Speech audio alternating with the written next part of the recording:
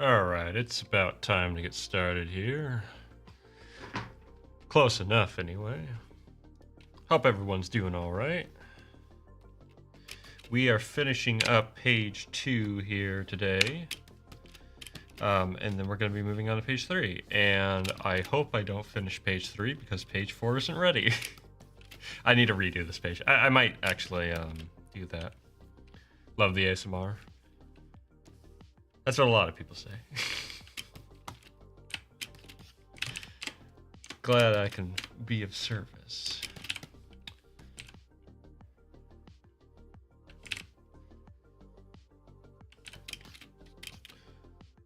Let's see here. But yeah, I actually need to fix page, the 4th page here. Or I guess page 15 if we're going off of the full chapter.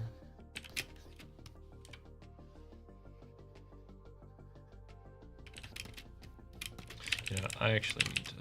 I'm gonna warm up real quick. It's the kind of thing I should do more regularly.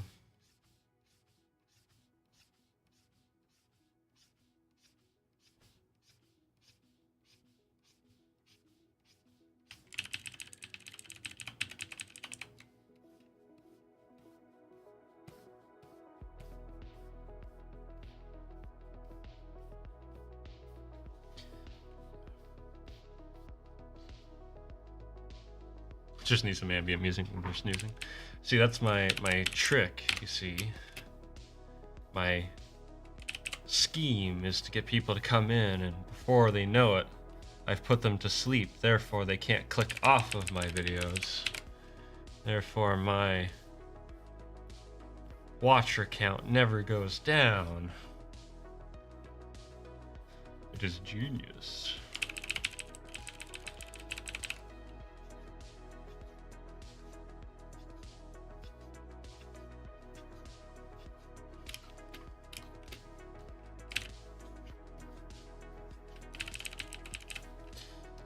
Alright.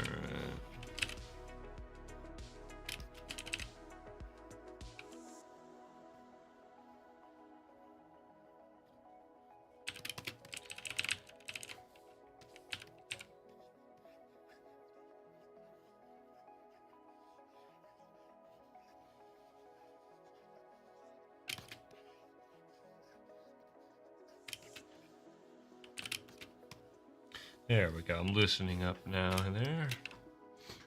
Brunner, good to see you. Also, I didn't say it, but good to see you as well, Trippy and Kahuna.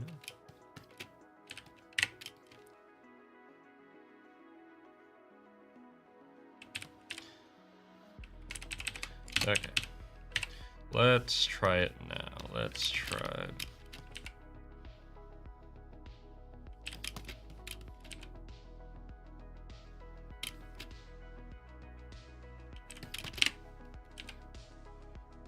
Nice thing is there's trees in the background, so can be a little bit loose with it.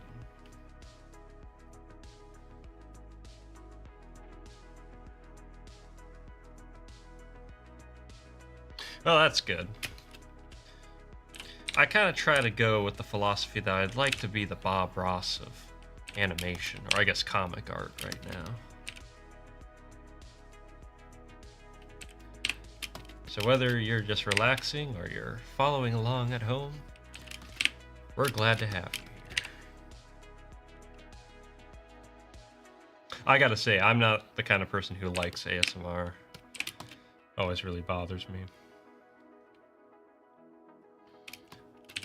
Now, if it's something like Bob Ross, the Bob Ross, like when I say I don't like ASMR, I don't like the cranked up gain, like someone munching potato chips directly into the microphone, that kind of thing, you know?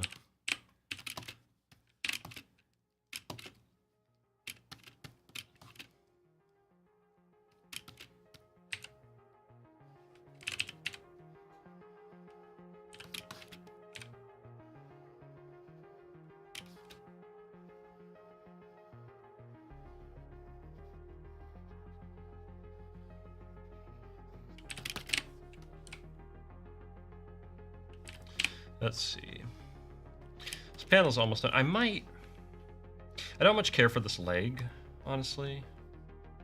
I might try to fix it. It's okay, but yeah. Yeah, I don't know. I don't get that, man.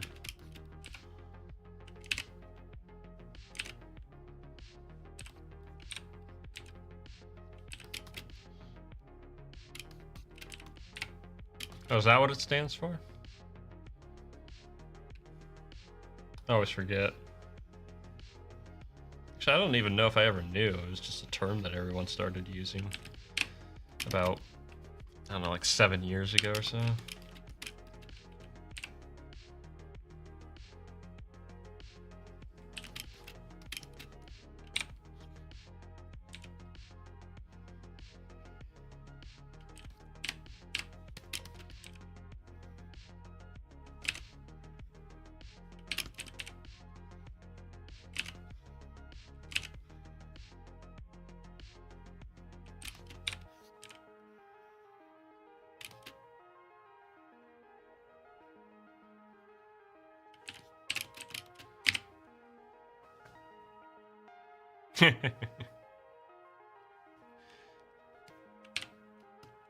Yeah, there's a number of acronyms out there.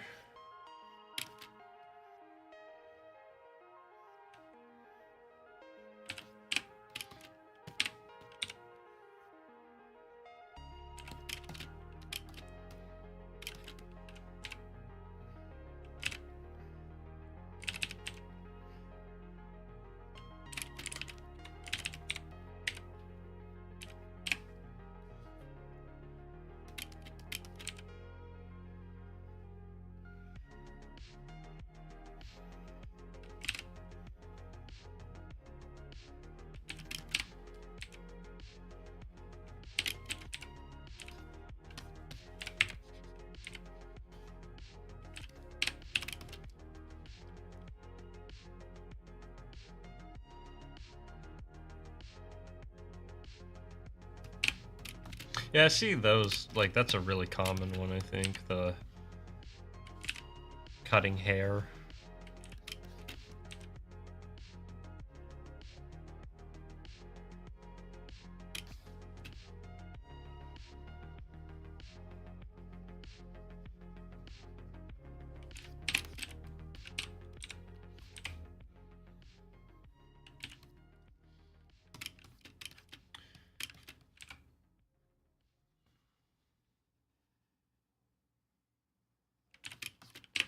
I want another tree branch. Not really. Yo, Taxi, good to have you here early this time. Hope school's going good. Hope you're wrapping stuff up.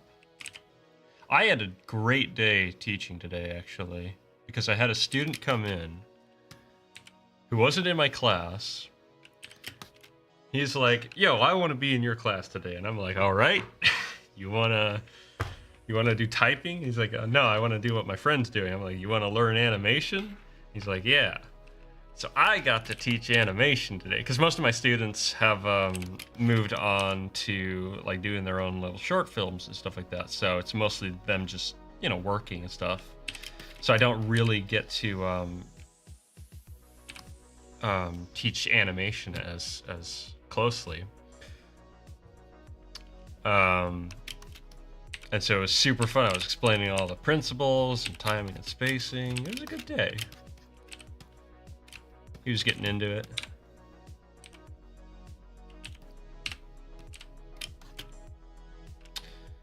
Let's see here.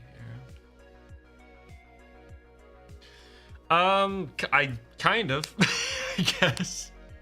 I did tell him, I was like, well, you got to get your permission from your teacher to be in this class. If that's allowed, then I'm good. And I think he was coming from an art class, so it was still in the same vein. But we just decided to kind of play loose and fast with it, I guess, for the day.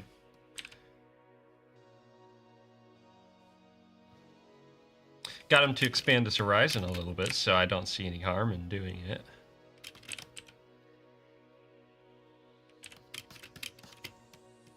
Every now and again, I'll have a student come in who needs, like, kind of a quiet room to just kind of chill out, get some work done or something like that. For the most part. Sometimes they just come by because they want to talk to their friends. I gotta kick them out. It's always so funny though, because whenever that happens, I just look at them and go, shouldn't you be somewhere? And usually they agree and then leave, so.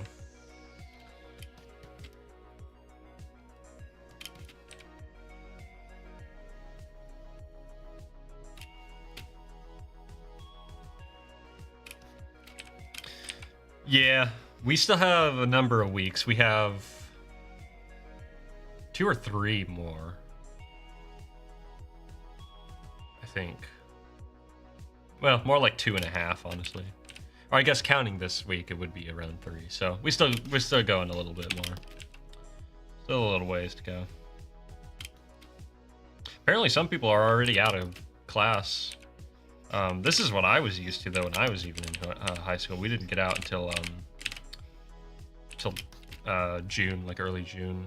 And they kept on wanting to push it more as like more days or whatever. And it's like, we don't need more time. I don't know if people start earlier though, is the thing. We always started a ways into September.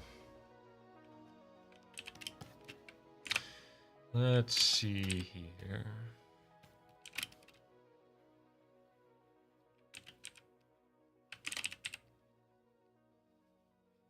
I am looking forward, though, to having the summer off.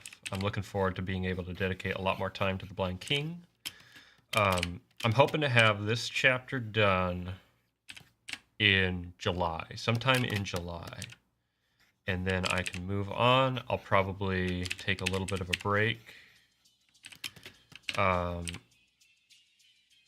Do some writing, maybe work on some other stuff as well.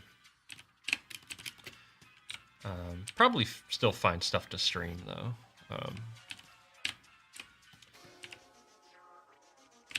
But then when I start chapter 3 in August, sometime in August would be really nice. But there's a lot I need to figure out for that chapter. That's going to be a little bit more of an intense chapter.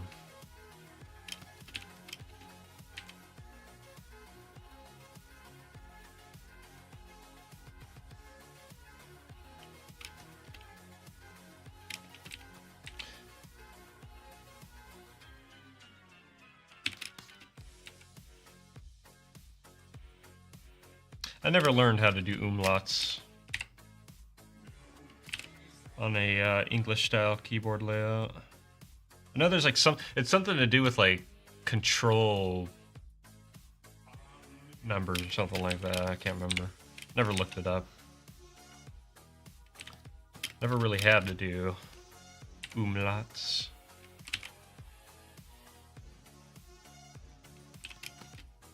An umlaut is a it's not even really a character. It's more like an accent over certain letters. If you look at Brunet's name, the reason it's U and not is because of the 2 dots. Yeah, like Trippy says. And so what is the mechanical? It takes a vowel and you basically pronounce, yeah, like that. And you pronounce it as the long form of the letter. I can't remember what that character is called. That's used in... Is it Norwegian that uses that? I can't remember. Something uses it. Something Scandinavian.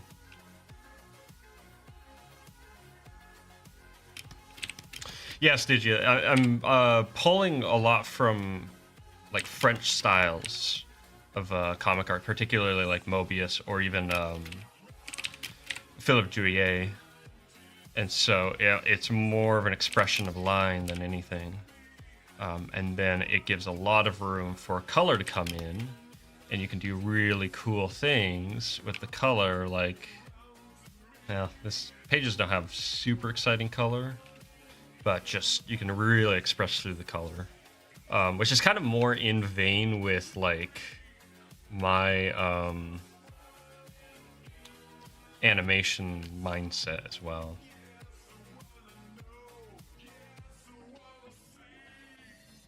Oh yeah, you have access to all of those through the iPad. Yeah.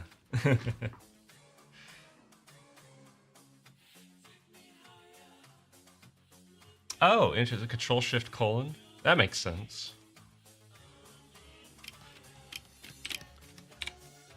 I'm sure I could just look it up on Google and learn, but it's always fun to learn things from people. What age do I teach? I teach primarily high school, ranging from 9th to 12th grade. So basically 14 to 18 is the age range I teach. I'm not great at teaching middle school. That takes a special kind of teacher. Someone who has a lot of patience and just knows how to really thrive in the chaotic world of that age range. That is not me, let me tell you.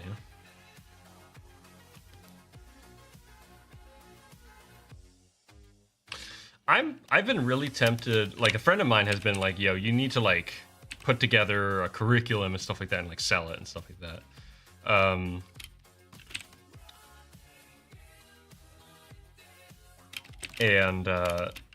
I thought about that and been like, yeah, I probably really should teach people how to animate and stuff like that.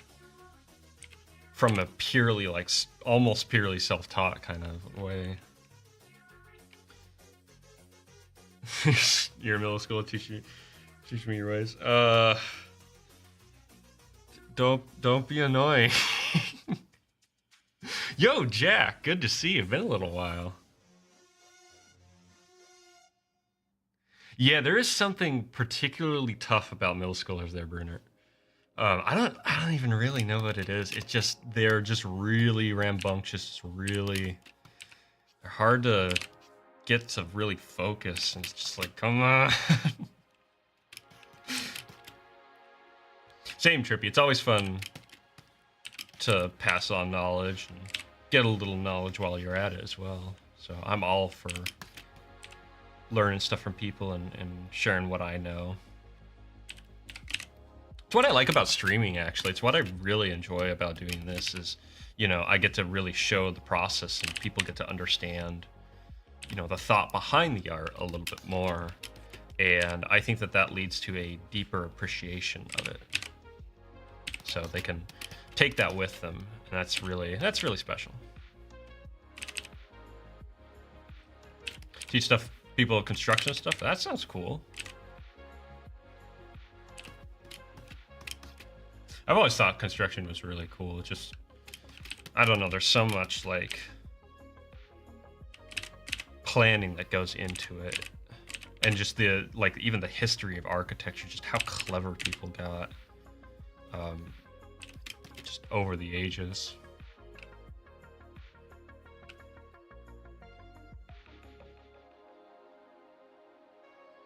Yeah, Brunner, you're not wrong. They think they're infallible. Yeah, just there's a lot of like, I don't know, they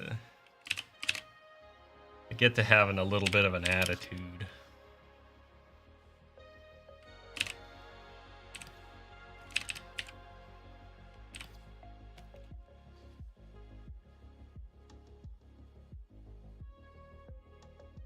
Ooh, teach chess classes. Funny enough, one of the big like plagues that's been kind of taking root in my class is, for a time my students wouldn't stop playing chess. I'm like, guys, you need to type. You need to type. Come on, just type words. Stop playing chess, please, for like 3 minutes. Doggone it. And I was telling them, I was like, listen, if you can find a chess game where you have to type words to move the pieces, I will let you play it. But you need to type.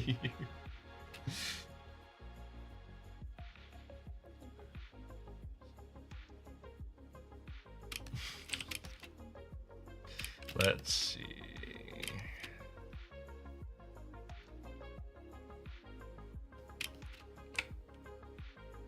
Sacrifice the queen to take the pawn. There was a channel I came across. Oh, what was it called? I like started just binging his videos because they were so funny. And they were super short. They were like some of them were 3 minutes, because the whole premise was he had a challenge to do in chess. Like, people would give him challenges, like really outrageous challenges, like the queen is an intercontinental ballistic missile. It can only move once, you know? But he always played against like level 100. Is it ALL or whatever it is? Whatever the measurement, the chess measurement is, level 100. And so the people would make these 100 rated chess guy. That's it. And they would make all these just outrageously just, what are you thinking kind of moves. And it would actually end up throwing his plans off, because he would actually have to kind of rely on a certain sense of logic. And man, it was funny.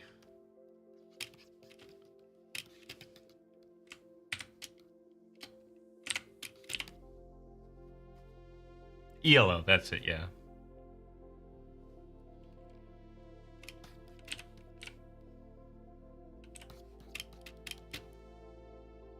Yeah, it's been a long time since I played chess or did anything like that. I would never really got into it when I was younger. I think I played one chess match against my brother, and that was pretty much it. I didn't know how to like do anything aside from chess talk. I'm doing good there, Jack. I'm actually doing really good. I've been really getting set up in my space. I moved... when did I move? I moved last year.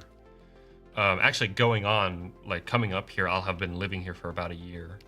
And I just recently bought some tables, so I have more surface area for stuff. And yeah, things have been going really good, actually. Been meeting a lot of really cool people, making stuff happen, that sort of thing, you know.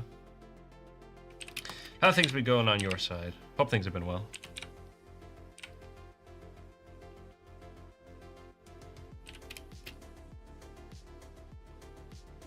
Intercontinental ballistic missile gambit isn't actually that bad.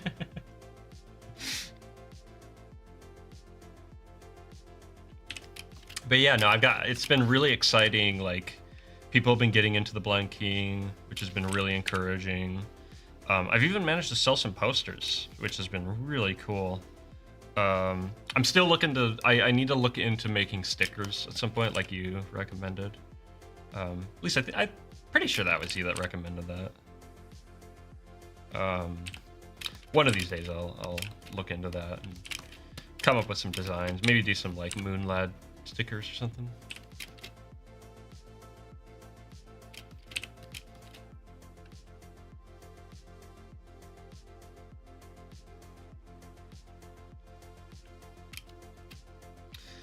New sleep token? Oh, nice. I don't think I've ever listened to Sleep Token. They, let's see, judging by the name, is that kind of... trying to think of what genre that would be. Actually, funny enough, a band I'm really excited to see is coming close by me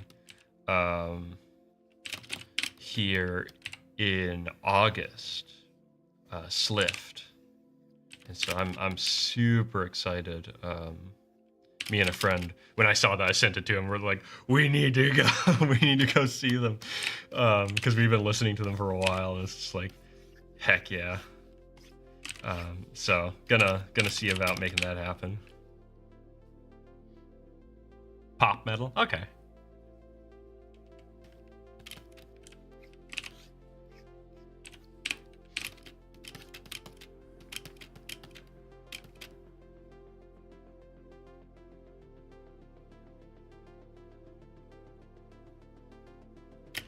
Some people, man, like, I don't know, Taxi. There's some people who can see, like, I think, isn't like the, like, as far as Grandmaster kind of stuff goes, isn't like the cap like 40 moves ahead or something like that? Which is just outrageous.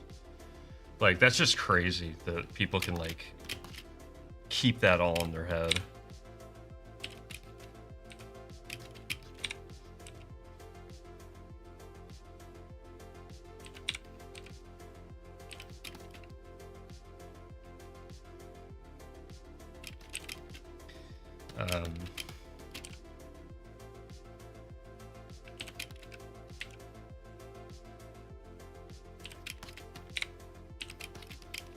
There's actually a really good video by Frederick Knudsen, Down the Rabbit Hole, on the like first like really developed chess AI. It's a really interesting dive.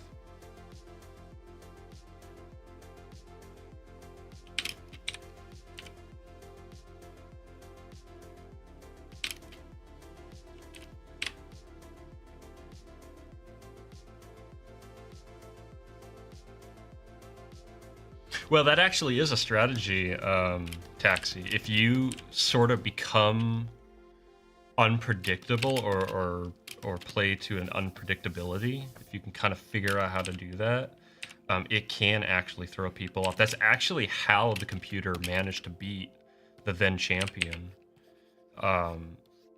Is it made a move that was so irrational, so bizarrely human, that the chess master just wasn't sure like what its next move was going to be. It totally threw him off on a psychological level. So there is a little bit of truth to that, from what I know, from the little I know. Yeah, exactly. Deep Blue versus Kasparov. Yeah.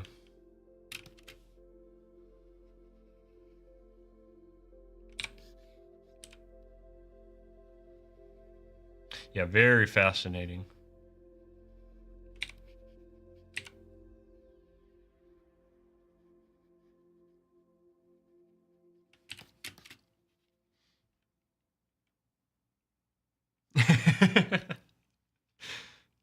Helped overthrow the USSR. Really? That sounds like a story and a half. I mean, it makes perfect sense for a chess master to overthrow the USSR, I'm not gonna lie.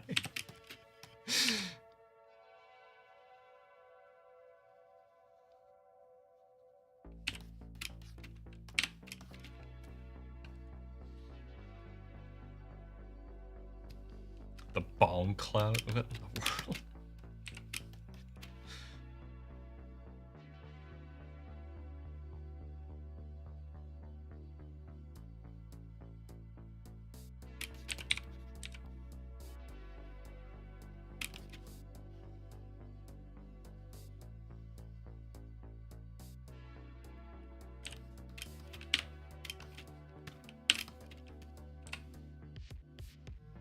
You know, it's kind of funny. I remember when my film got featured on Hyun's Dojo.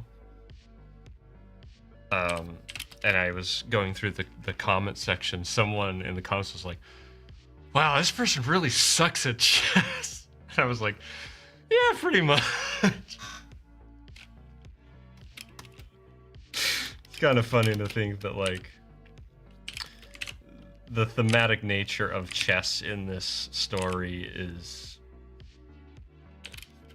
This isn't a story about, like, being really good at chess, right?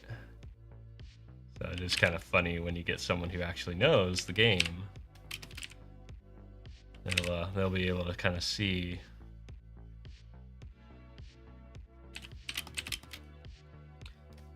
the flaws in the strategies or whatever.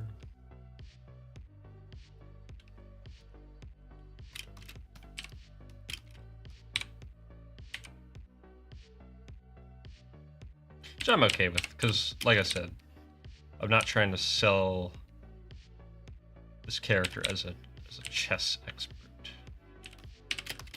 In fact, it wouldn't really make much sense.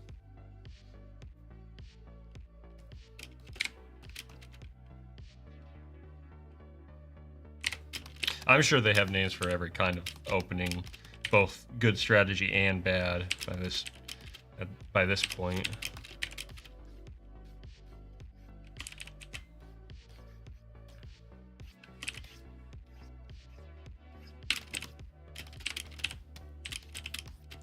Let's face it, there's been a lot of people who played chess, and not everyone's been an expert.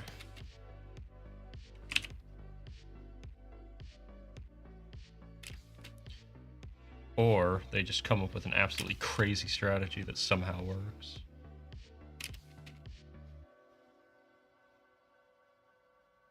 I'm kind of curious, is there a sort of, I imagine that there is, but chess is kind of interesting in the way that it's a very, like, it's not just in execution. You're trying to get someone to mispredict, at least in the higher levels, mispredict what your intention is. So it makes me wonder if there's a meta to chess in the same way that there's a meta to other things, especially like if you think of meta in the form of like video games and stuff like that. I don't imagine so. At least it's probably kind of difficult to develop one, given the more like tricky element of the game.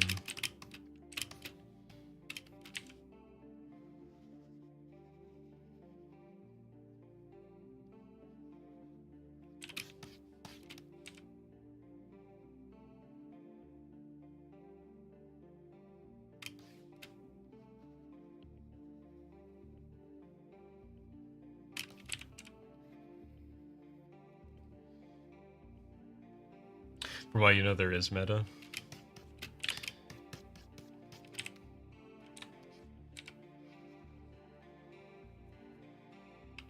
Yeah, mind game. Yeah, that's it. Yeah.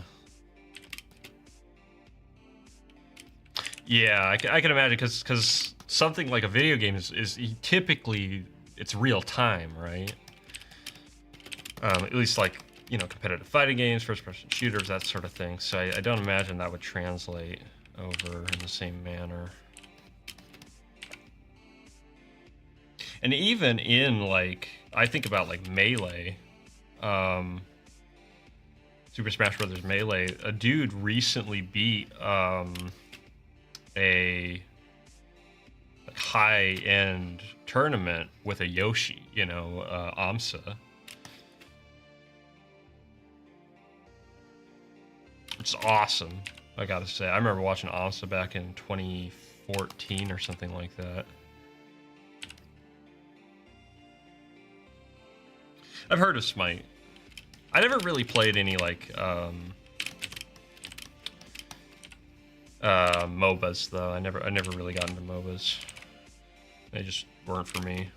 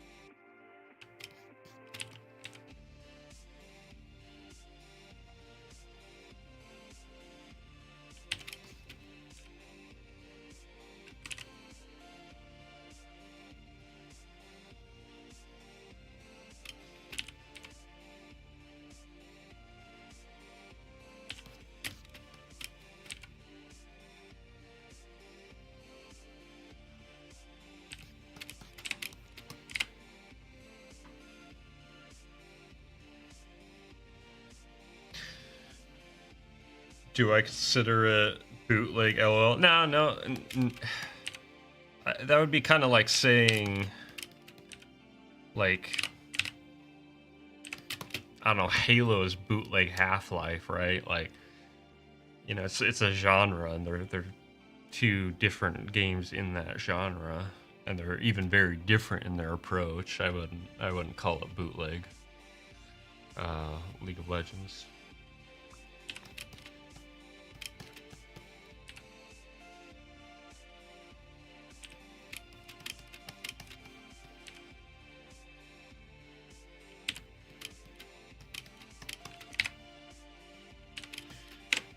All right, let's take a look at that. Okay, that's cool.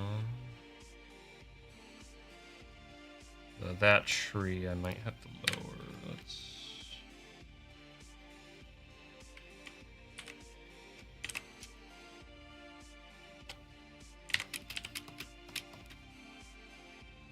There we go, that's better.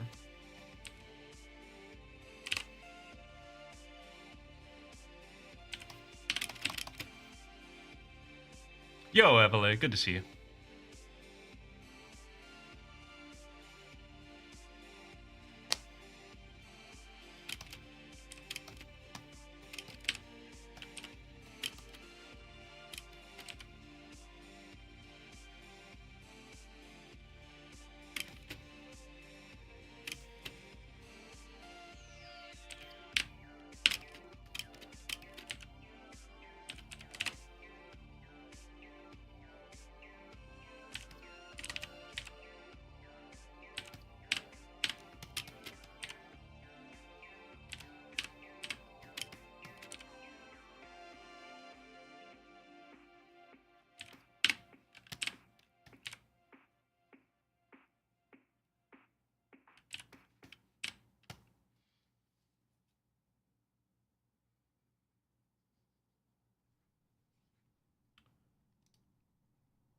Let's see here.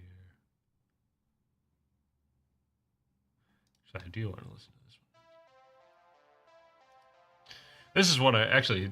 Funny that you're here, Evelyn. This is another one that I recommend. Delora. Let Us. That's a really cool song. Delora in general is really good.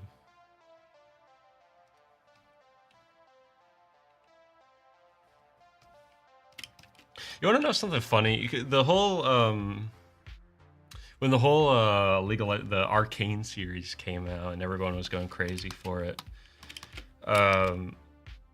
It was kind of funny because like I remember looking at that and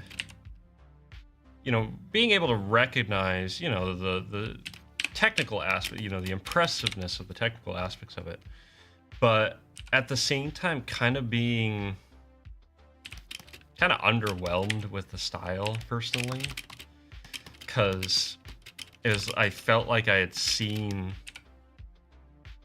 a lot of artwork already like it, not just from League of Legends, but like just in general. It just seemed like a very like it's a style that's very prevalent.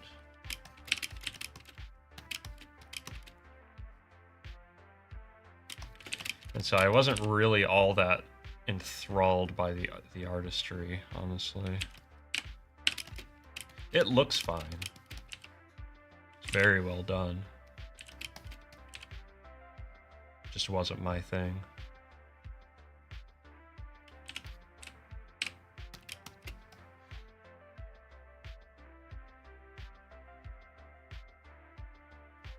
Yeah, I've been doing this a while.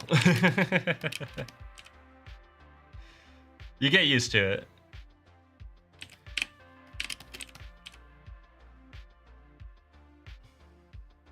Everything kind of becomes second nature. It's the goal.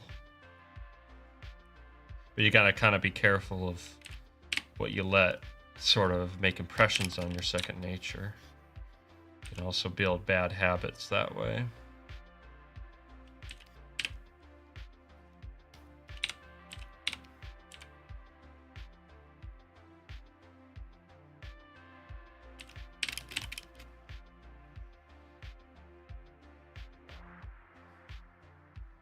In games in the series, I just felt like the art style,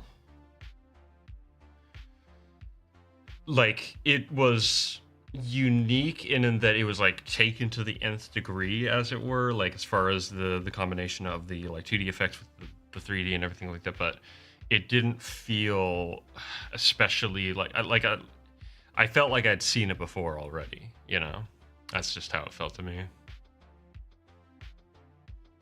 Indie Cross, I've not seen that.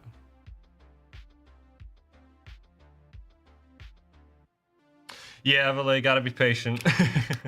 I'm only one man doing this whole thing, and I just am not super comfortable printing like chapter by chapter right now. I just don't have the infrastructure or the like means to do something like that. Actually, I'm gonna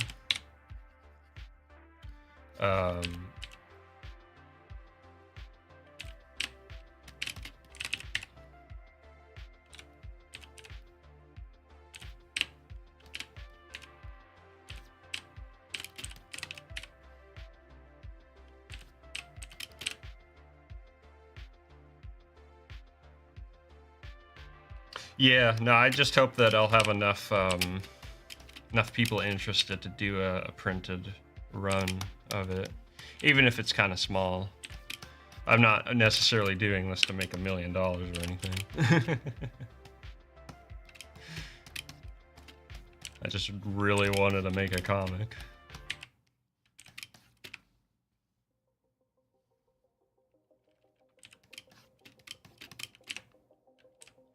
We'll go with that. Would this have... No, because that'd be lower. Okay. Is there anything else I would like to add? I'll do more stuff with the background when it comes to color. Actually, I do want to do...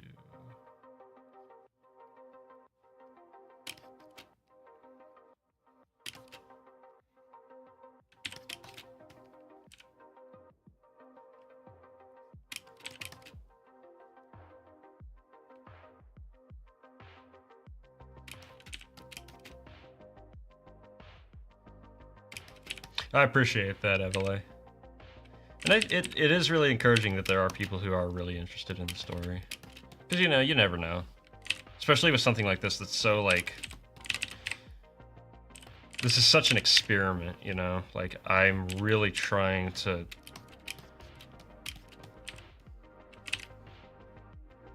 like, get a feeling across that's very... unconventional, I would say. This isn't a traditional story, as it were.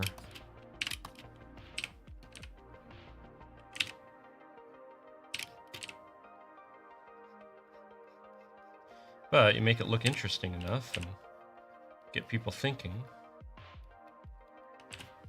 And it has something to offer someone.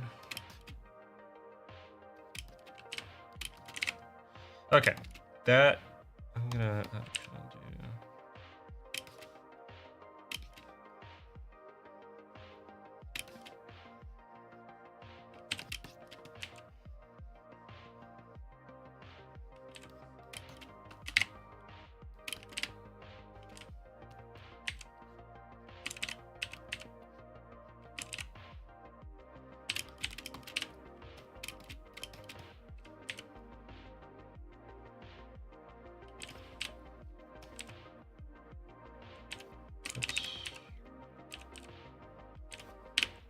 Something like that.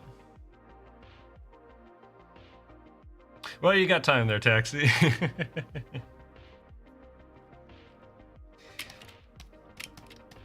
That's gonna be, man, that is, I'm gonna have to really do my homework when we start getting closer to there, because I really want to make sure I get that right when it comes to getting it printed and shipped off, and just how to do all that. It's a little bit intense. But that's kind of...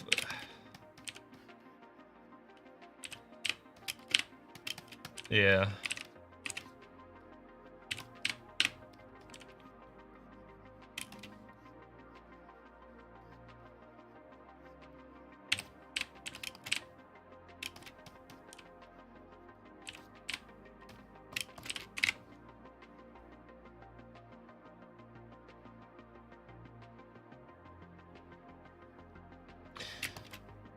Let's see. Definitely put a lot of effort into the artwork.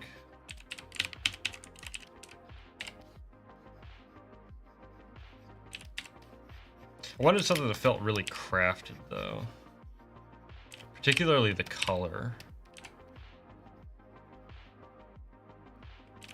Speaking of color, actually, I might have a new gig coming up, which I'm excited about. I might be working with my brother on something for someone. We'll see though, it depends.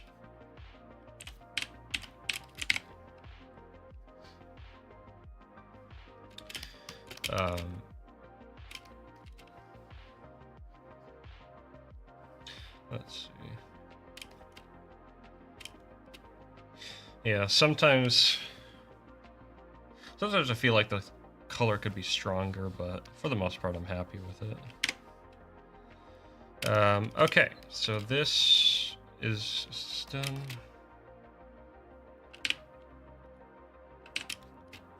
I'll call this done for now. I actually really like how this panel came out. This panel. Overall, I'm pretty happy with this page. Hopefully, it reads well. This chapter is gonna, or this part of the chapter is gonna be really like sparse in terms of like dialogue and all that. Oops, I actually forgot the most important part. The reason these banners, or rather cloaks, are significant.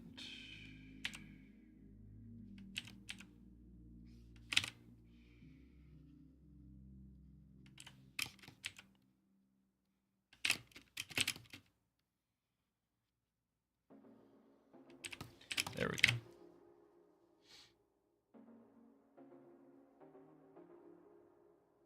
Trying to rope your brother into music? Nice.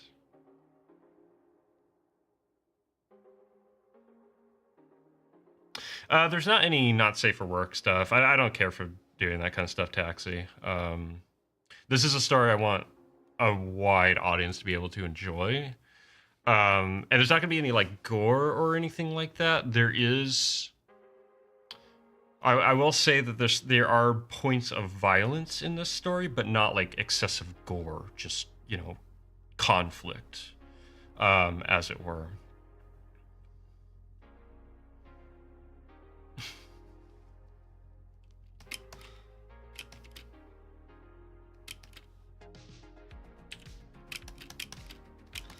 Is that good?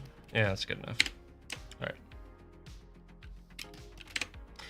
Kind of, I guess as far as violence goes, my kind of personal philosophy in depicting it is I'm kind of trying to lean back to a point where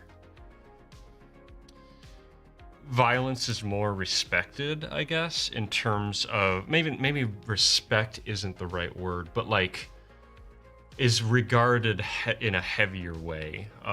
Most of my stories,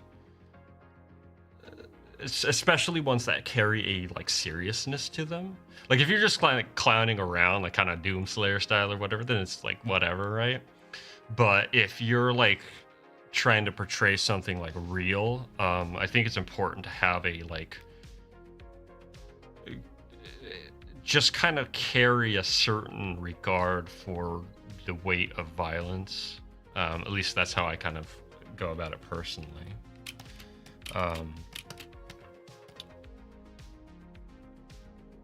Yeah, so I do have stories where there is like the use of violence in a way, like a character will use violence in a circumstance, and there is a result of that. There's a consequence of that, right? Actually, you know what? Do I want to make this easy on myself? I want to make this easy on myself. I have an idea. I actually need to make the chessboard.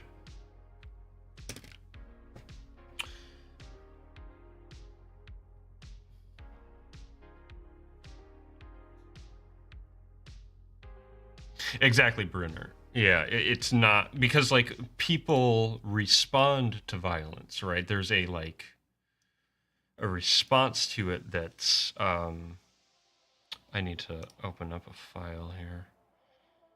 Like a comic. Where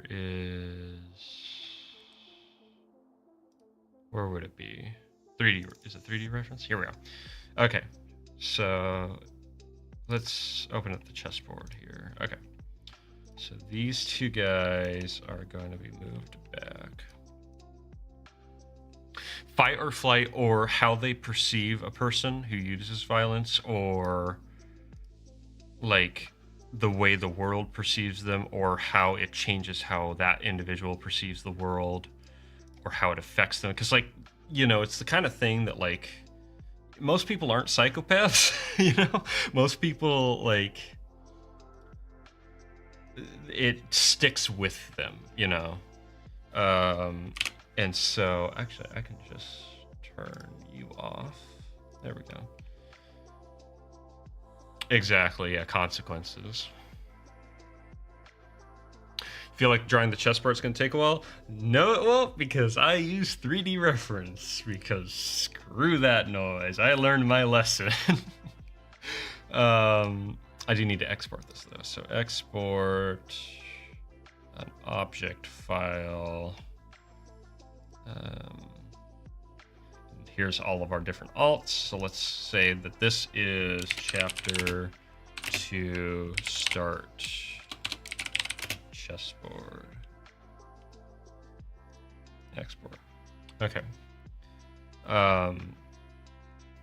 But yeah, so that's something that I kind of imply in my stories is that effect, right? Because I think it's important. I think it's important because it's kind of funny being an animator and seeing how much like action and violence and fighting has really stepped into the mainstay of like what we think of as animation, or like what we think of a good animated story. And I don't necessarily have a problem with that. Like, I like a good fight scene. I think it's really cool, and I think that the skill behind it is always awesome. But I don't know. I appreciate when conflict. I guess I one thing that's always really drawn me. How do I import? Here we are. One thing that I've always really appreciated is what is that? Here we are. Is the more just weightiness to action as opposed to the more, like, I guess, acrobatic. Everything, a lot of stuff animated nowadays is very acrobatic in its portrayal, I would say. Which, like I said, it's fun, but I think that there's a degree of movement that's kind of lost, where it's like, what about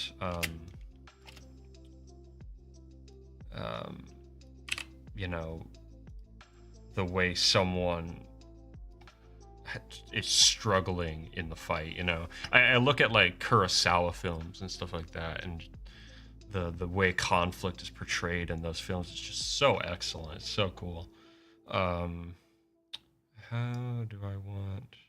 I kind of want to show that the king isn't there.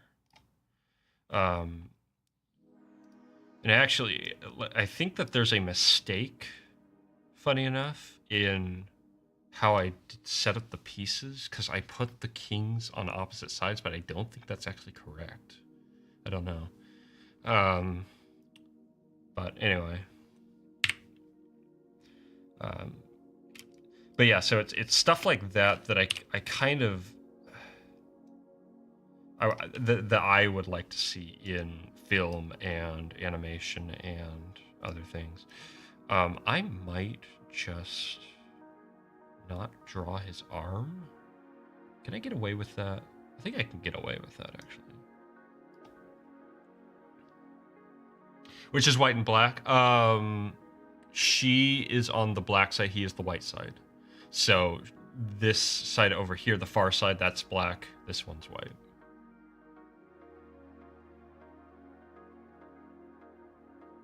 The self movements from older works. Yeah, I mean, there's a reason why you don't see that as much. It's just, it's so stinking difficult to do that stuff. But it really is my... And then on top of that, people don't typically appreciate that as much. because, like, I don't know, it's just easier to kind of get the wow factor from, a big grandiose fight scene. And like I said, like, that's always really cool, seeing what the animators can do, like, full bore and just, like, going all out and stuff. It's really impressive in and of itself, but I like the balance. I like the tension before the fight as much as the fight, if not more. It's a good way to put it. Oh, come on.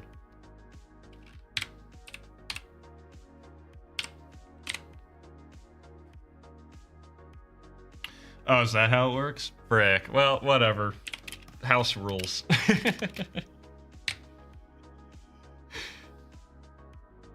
But dang, I like that thematic. I like that thematically, but I've already screwed it up, so I won't worry about it. That'll just be one of those things that people can make trivia videos about in 5 years or something. I don't know.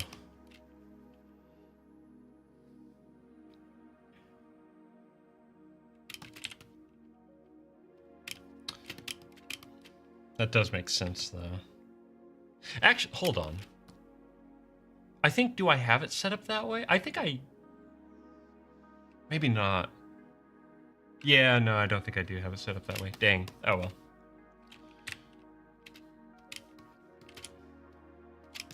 I think because it's alternated,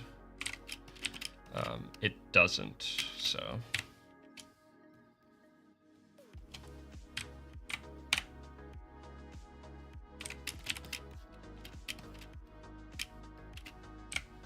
This is meant to feel kind of like an alternate, like another world, you know, so that's why the king doesn't have a cross on the top and stuff like that.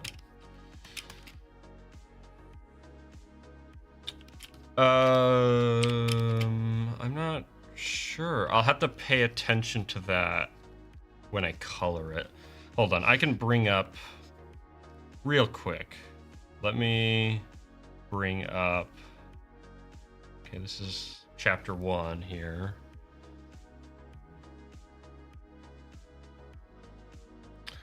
Let's see if, actually, funny enough, I don't, oh wait, no, there it is. Okay, so this is a full thing. Nope, I screwed up, yeah. So this queen would be over here. Oh, well. If it's one, I think it's only one panel, though, that I do that. So maybe I can make the correction. No one will notice. That is funny, though.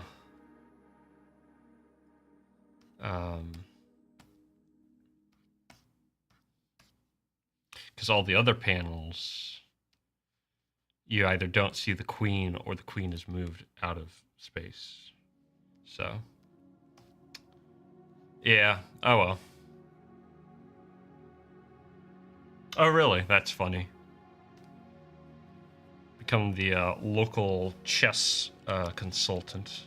I don't know. I might need... Well, actually, I don't think I'll need, after this, I won't need any more chess advice, which is nice.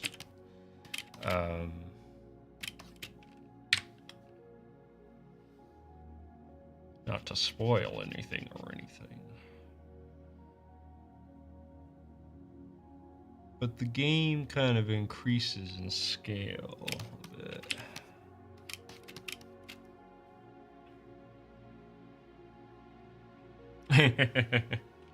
I don't know, probably pretty good.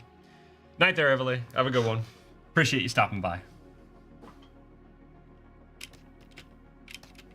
I imagine there's a lot of people who play chess. Just, it's kind of funny that I'm not one of them, considering my work I've dedicated myself to for the past, I don't know, 3 years now. Goodness, that's kind of crazy to think. I've been working on this story for 3 years. See, I kind of have that figured out a little bit, Brenner, because Not necessarily because, like, I know what moves reflect certain personalities, but there is a thematic nature to the openings. They're very simple. But for example, Blind, the main character, always opens with the Queen's Pawn. I am curious what would kind of like personality that does imply, though. I would be curious about that. But there's another reason outside of her personality as to why she does that.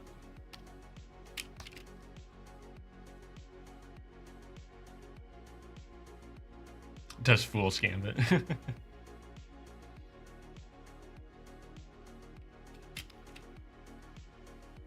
More passive. That actually is fitting, funny enough. So, hey, off to a great start. Is that the correct? Yeah, that's the correct orientation.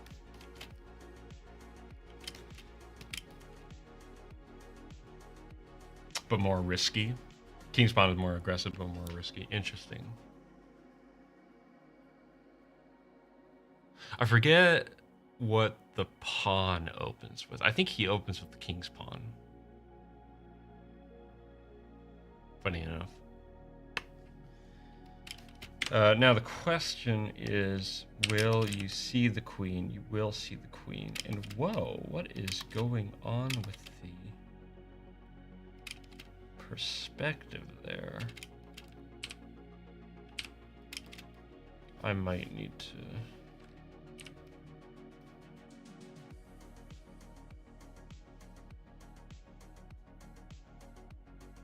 That's kind of crazy looking.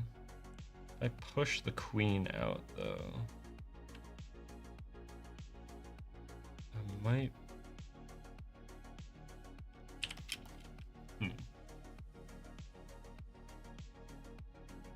I think he just does it in general.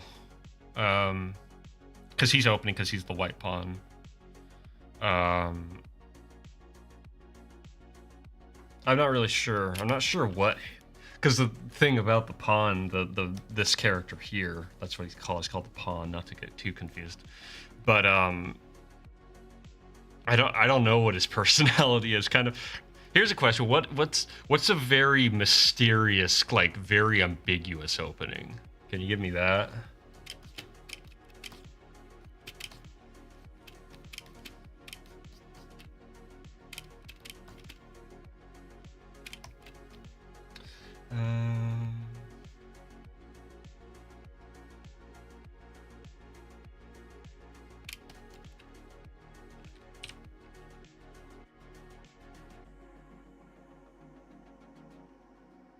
I think I'll go with that. Okay, so let's go ahead and convert the line work then. Let's preview it.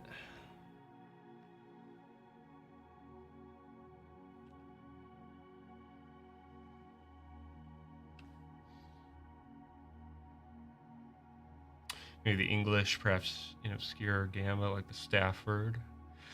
Okay, what's a, like, trap open? Like, when you play it, you're looking to trap the other person, but you're trying to do it in kind of a sneaky way. Is there a good opening for that? And we're talking just, like, first move stuff. Stafford? What is the Stafford? Oh, Stafford Gambit. That actually would be... What would this...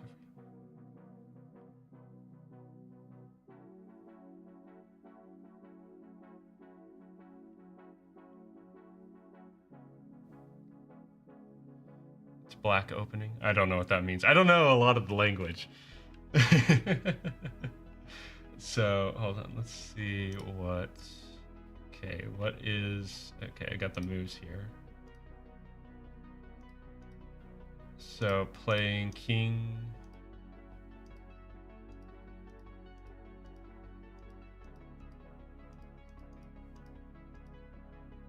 Let's see. Stanford game is...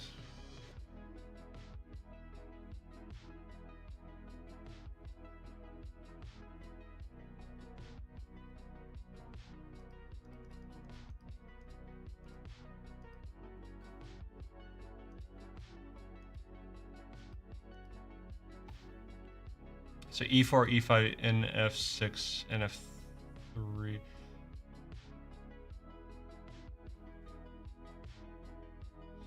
E4, E5, that's the start. Okay, so but E4 would be the start then.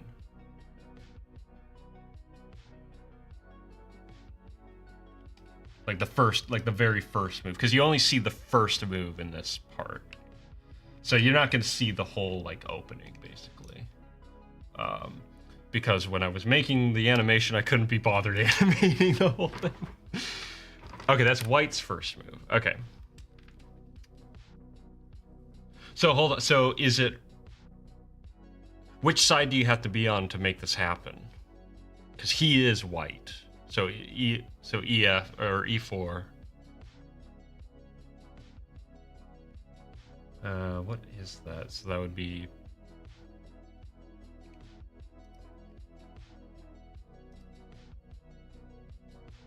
Okay. Black plays Stafford. Okay, so that wouldn't work then. Because she's the black side. I'm gonna say no there, Taxi. King's Gambit. Okay, let's take a look at the King's Gambit then. King's Gambit, just for fun here.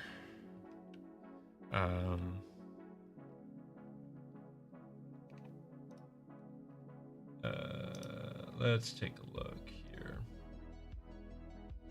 Okay. Maybe Vienna. Well, you know what? Tell you what. I'll make him open with the king. And by open, I mean you see the one move. He'll move the king's pawn.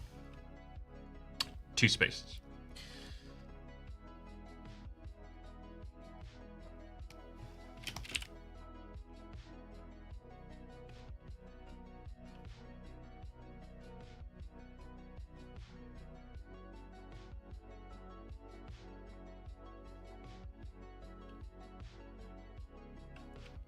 Yeah, this is the really cool part about Clip Studio Paint. Boom, we already have our line work. Yay.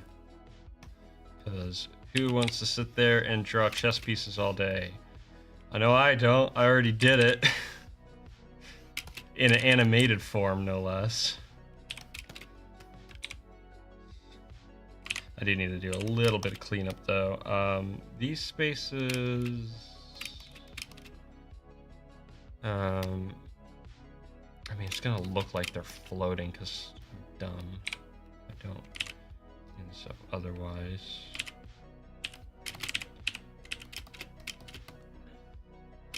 You know, I think it works though, honestly. So. Truth be told, if you want to draw, there's only one way to do it. Sit down and do it. Believe me, you'll get better. Not all at once, or even a month from now, necessarily. Actually, no, you will get it better from a month from now. Because when you start out, that's when you make the most progress, and it's super exciting, it's super fun, it's super cool.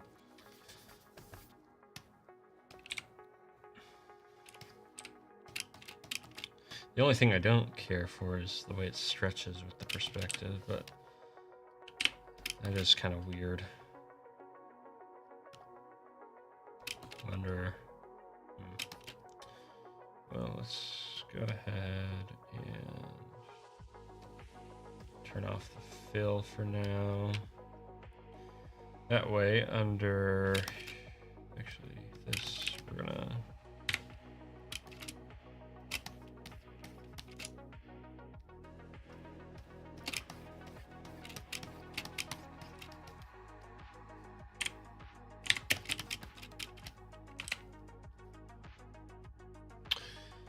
okay, so now, big question, do we put the hand? Actually, you know, we are, if for no other reason than to cover these up. Yeah, that might be the case there, Trippy. Which would be unfortunate. Where are you? You're the panels, so let me... Actually mark this. But I can guarantee you can at least draw for fun. That I can guarantee. But I'm actually gonna change this to red and turn you down for now. Or you're just stubborn. Yeah.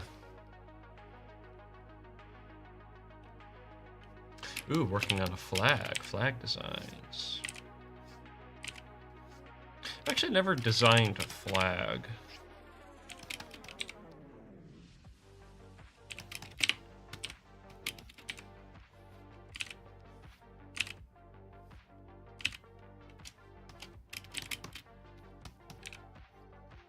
Actually, no, that's not true. I did design a flag back in high school for a assignment.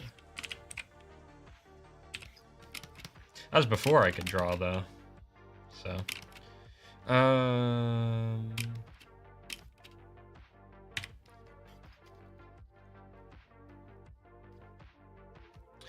tempted to, you know, we are gonna do this the right way with a ruler. Remember, rulers are your friend. The measuring kind.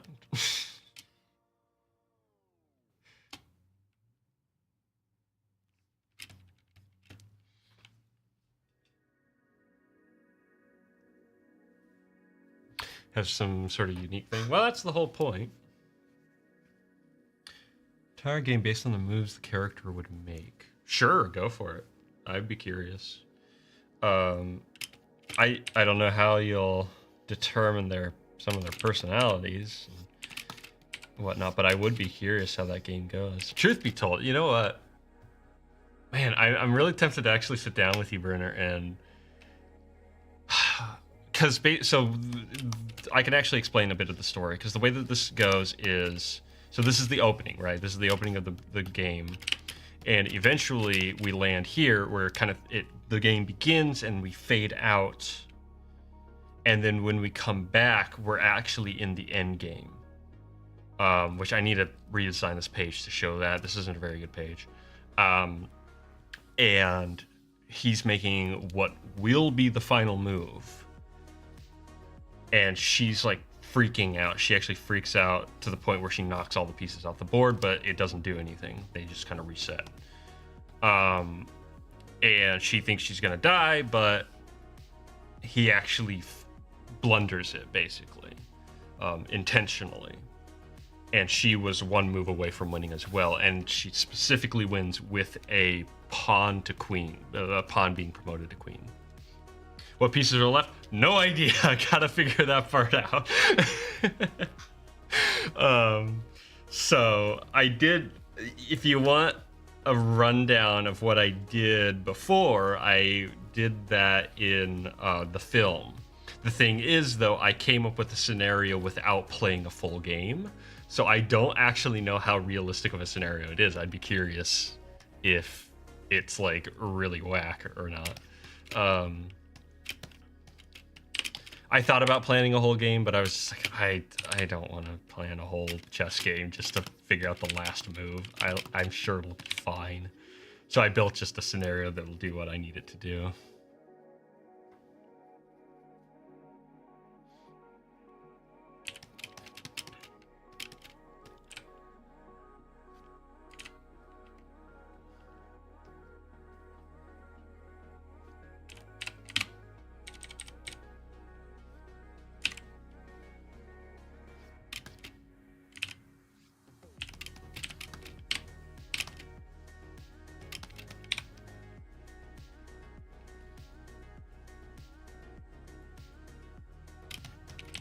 Yeah.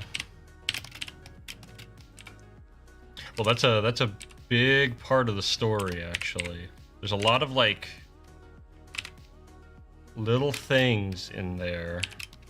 Well, maybe not a lot, but there's a few little things in there that kind of indicate more to the story. And it's really exciting because you guys are going to get to see where the story progresses, like what comes next, which has been like 2 years in the making, as I've been writing it and figuring out what the full story is ultimately.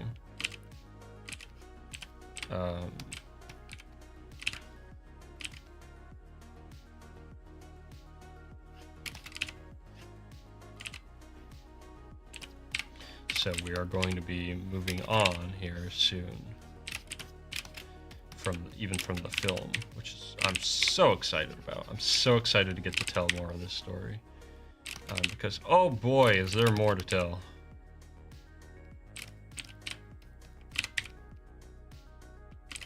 Oops.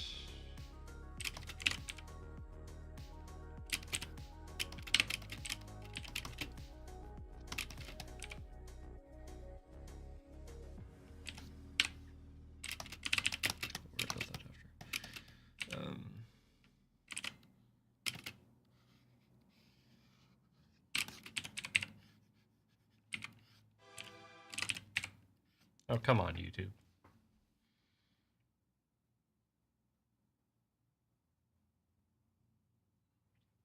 That's really saying something there, Trippy. I really, man. I was I couldn't believe, like, the impression that the work made on those guys that night. I was really just super happy. Even the first time I shared it, I think it was you, Trippy, and we've talked about this, just like noticing even like the decay in the like borders and stuff like that.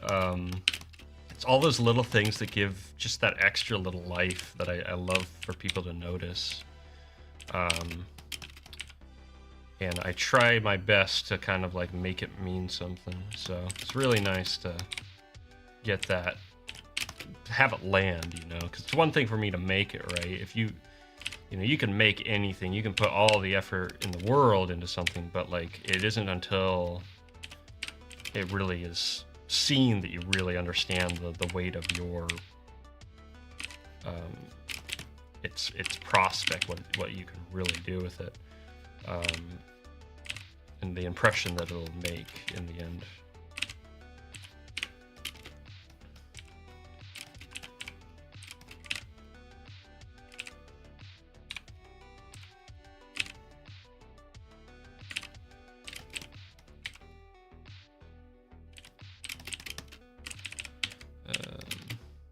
Go with that.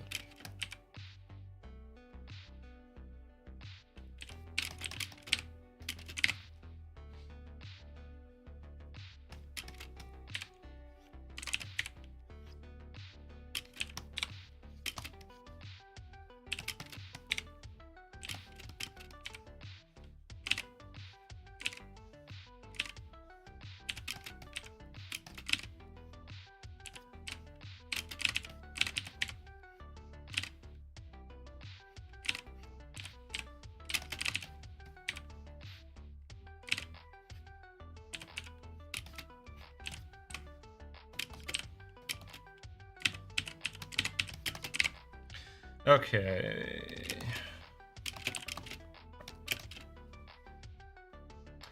Tell you what, in case I want to make changes to that, I'll do it a certain way. Well, and that's really the key, is, you know, doing what you can with what you have, not like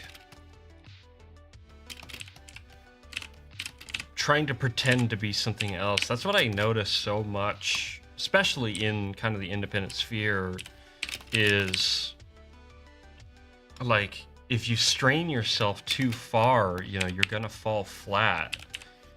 And it's good to really it's not a bad thing to be ambitious, but like you gotta be steady, you know.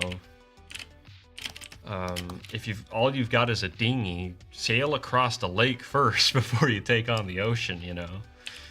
Just get to the other side of something, you know.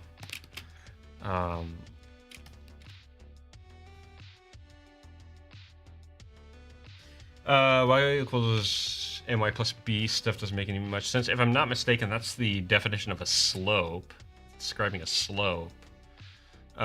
So your plus b is where you're starting on the where you're crossing essentially on the Y. Is you can do whatever you want. You don't have to conform to standards. Yeah. Yeah, the border between ambitious and unhealthy ambitious. Yeah, like obsession, I would call it. Y-intercept. That's it, Brenner. So what you're looking at is the description of a slope, essentially. So if you have, yay, we get to do math. If you have a graph or whatever, and you have a slope,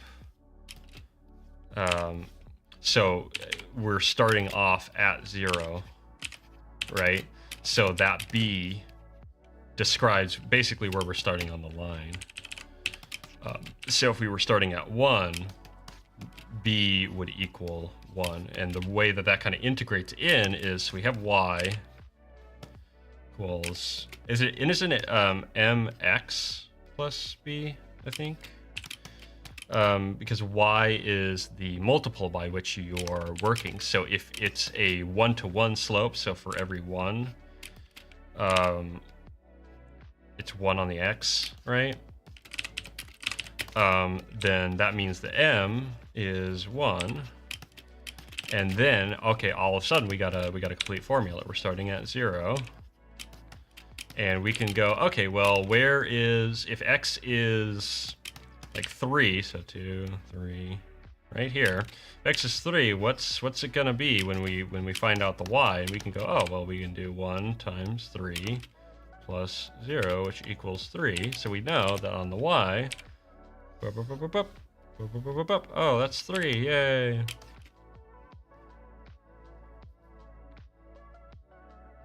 Yeah, B is Y-intercepts, yeah. Yeah, so basically, yeah, that's what it's described. It's the different components of a slope. And they're all of these different variables that can change, and by changing them, you change the slope. So if we had one that was more like this, where let's say for every 1, it's actually 2, right? And, you know, this isn't a perfect thing.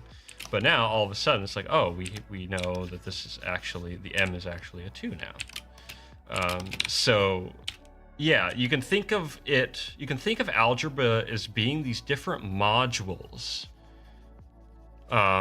inside of a system that as you change will adapt naturally. And it's why they're important for like programming. Is because programming is all about making systems that are robust in a way that you can throw numbers at it and it'll give you values that you can work with, right? That's really what programming is, at least like really like deeper machine program, like computer, like bare bones computer stuff. And that's really helpful for like if you need things to be predictable or you need things to be a certain way. And that's actually why we went digital. Digital isn't necessarily better because it's digital. There are actually advantages to what's called analog that digital can't even really hold a candle to. But the problem is analog is just that. It's analog. It can be anything, and it's very much affected by its environment. It's affected by everything. It's very quick, though. It's very efficient. But yeah, that's kind of the downside to analog, and so that's why digital comes along. It's like, oh, you will get the same value every time, and it'll look nice and crisp and clean, you know, every single time. Oh, that's great, you know. Really going to learn JavaScript. I actually, I've been teaching in my computer apps class. I've been teaching HTML5 as sort of an entry to like how scripting works. You know, it's a really easy way to show like, here's how you script. Here's how you can actually get a computer to do computery things, as opposed to like just clicking on an app and calling it a day, right? And so it's a great introduction to just like the basics of scripting and everything like that. But yeah, truth be told, I like math. I'm just not great at it. I wish I was better, because like there is some really cool stuff you can do with like really intricate math, and it's a really fascinating like exploration. That's one of the things I really learned when I went off to college. I had a really good math professor at my local level who really showcased the power of math in a way I had never seen, where it's this exploration. It's not like this like set of like random things you need to memorize for a semester, right? You hate math, but you're not bad at it. That's funny. I was never terrible at math, but I was never great at it either. I didn't care for doing it in school. That was the best way to put it. But it's really fascinating when, like, to me, when you're like exploring it and like seeing where it kind of takes you, especially in the context of like if you can actually do something with it, like computer science or programming or something like that. Even though I'm not a programmer, I'm not a computer scientist or anything like that. Programming's the one thing that I like leave on the table in terms of like I can't learn this. like I've learned a lot of other, I've learned music, I've learned art, I've learned animation, I've learned illustration, I've learned 3D, you know, I've learned all these things, but programming is just like, okay, I gotta leave something off the table. I can't dive into programming. It's just too much, you know. At least for now, I'm kind of holding off, but it's becoming more and more enticing. Yeah, that's the really hard part there, Brunner, is like if you don't have a good teacher, yeah, it's just miserable. Like, you know, that's a really big thing. But if you have an awesome teacher, like you'll learn anything, right? That's the real power of having a really good teacher, and that's the kind of teacher I want to be. Is not a kind like, I know not every student of mine is going to go off to be an animator, like a professional animator, right? But I know that there's these really important things that they can learn, and I know that they can enjoy learning animation for themselves, and that's what I really try to like carry across. Is like, oh, you can learn this for yourself, right? And you can do the research and explore and have fun with it and learn something. And that's what I really try to get across.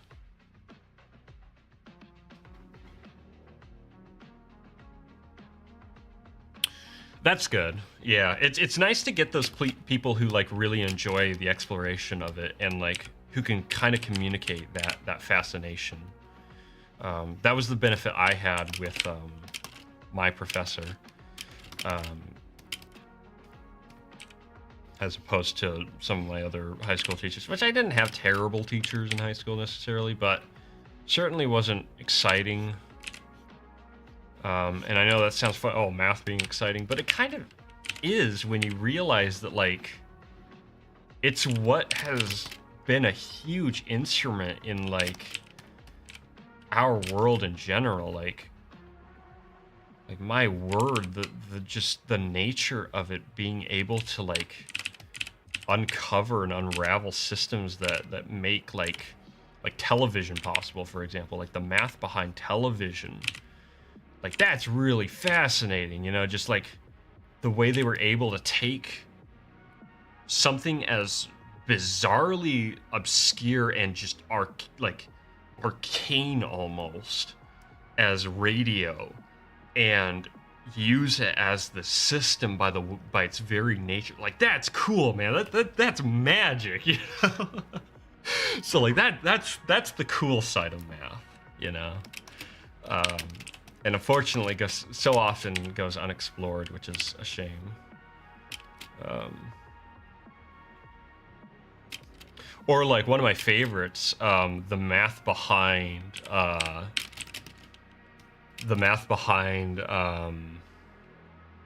what's it called? The lighting in Quake 3.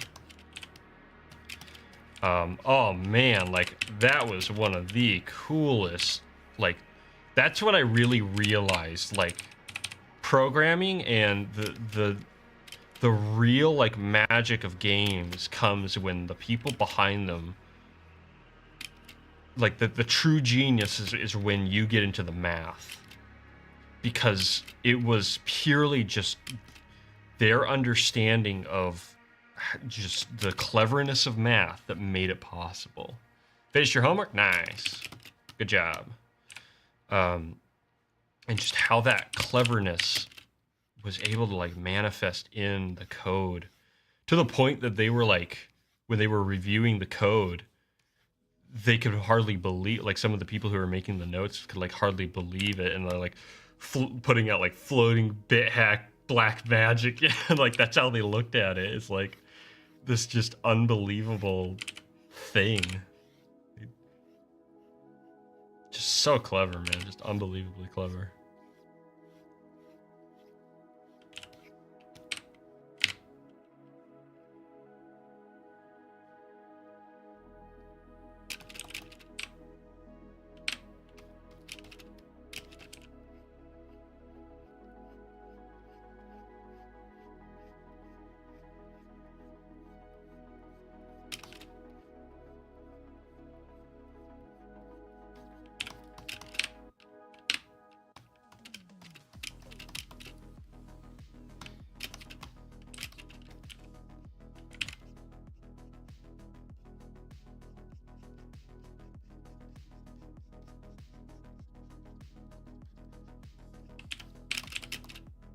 I don't like that. Oh, actually, you know what? I don't need that because that's going to be dark anyway, and I should color it. Ooh, Greek and Latin. Actually, Greek and Latin actually is very useful, especially for like if you're writing and stuff like that, because you'll understand more of the language you're speaking. English and Vietnamese. Oh, cool.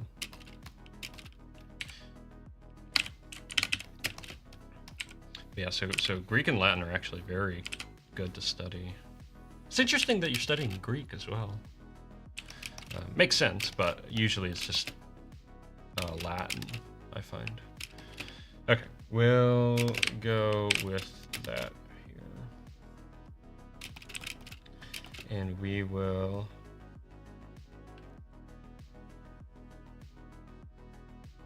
Okay. Yeah. Let's go ahead and create a mask here.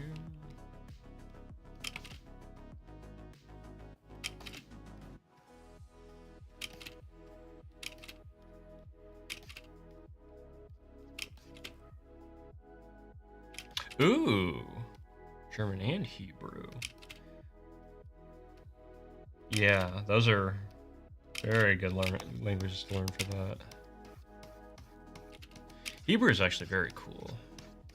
From the little I've studied, I've actually studied very little Hebrew, but I do know a little bit of its construction, a little bit of its history. It's a very neat language.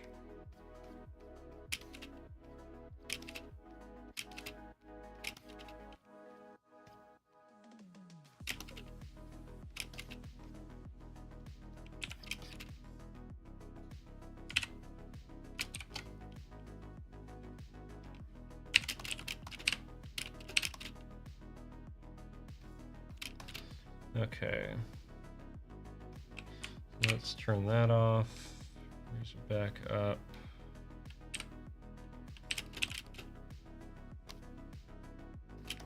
It does kind of bother me that the chess pieces are kind of sideways like that.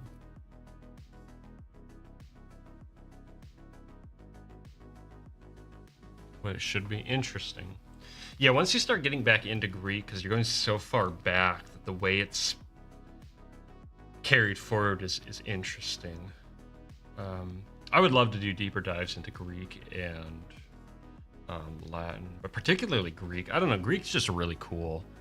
It's really interesting how Greek is sort of the like branch for both Cyrillic and the Latin alphabet. so you could see like them both come together in Greek. Ah, makes sense.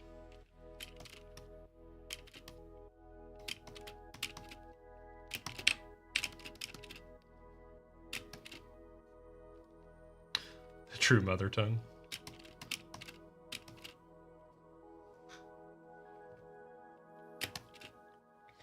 Let's see here.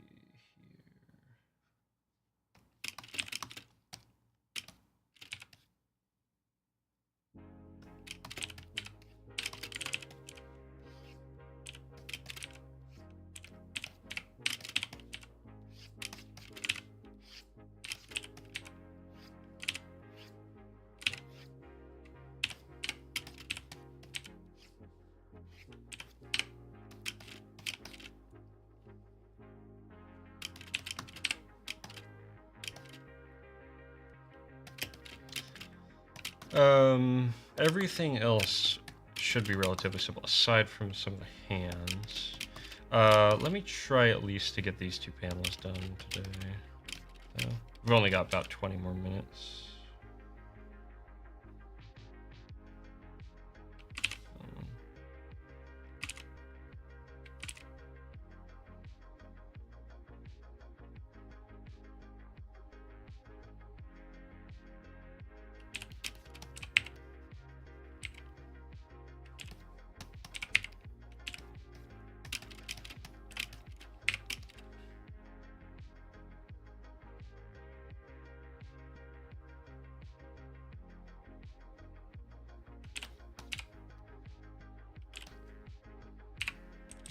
Oops.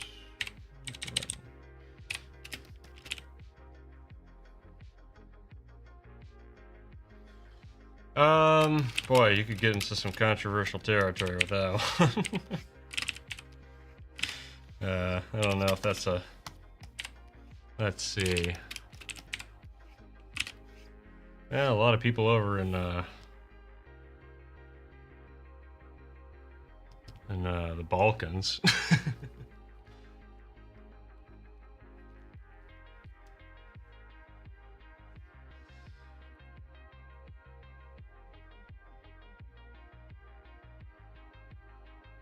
I'm trying to think of like ancient.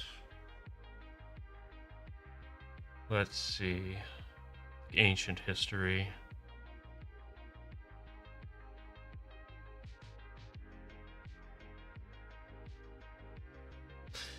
Yeah, there tends to be kind of a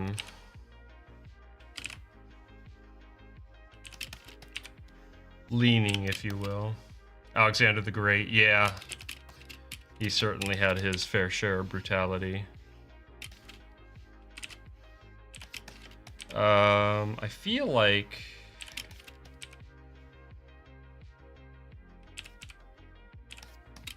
Let's see. I feel like there's someone I'm forgetting.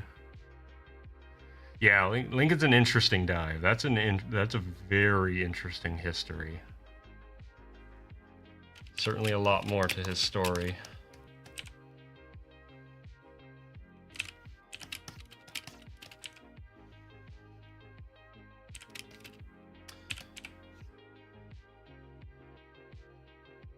Yeah, that might not be smart there. Run right there for this chat.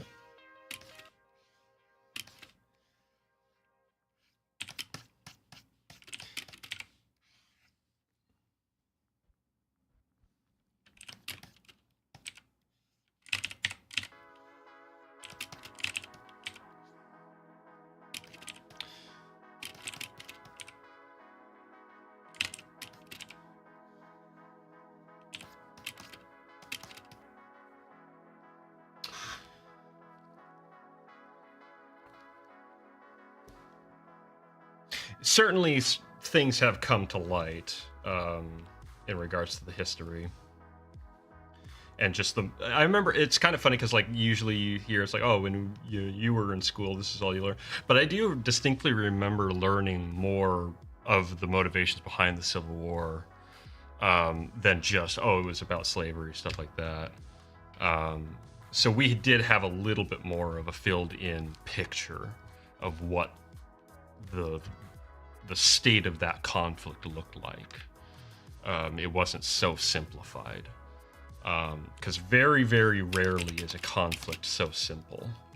You know, certainly an element. There's always very many elements to a conflict, but very rarely is it that simple. Even revolutions and rebellions against like purely tyrannical figures very rarely are clean cut. In fact, I can't really think of one that is. Yeah, I was always kind of... I wasn't super aware of the intricacies of it, but I did know that there was more at play.